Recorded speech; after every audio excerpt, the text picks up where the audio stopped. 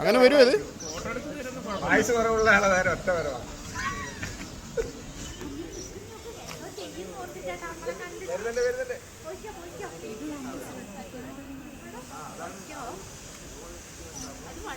വണ്ടി കയറി കുടുങ്ങിയാ പണിയാവേ. പറമ്പിലേക്ക് കയറി പോട്ടെ.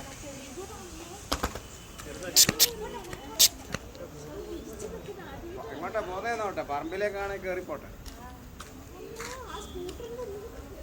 അതാണ് മേടിക്കുന്നത്.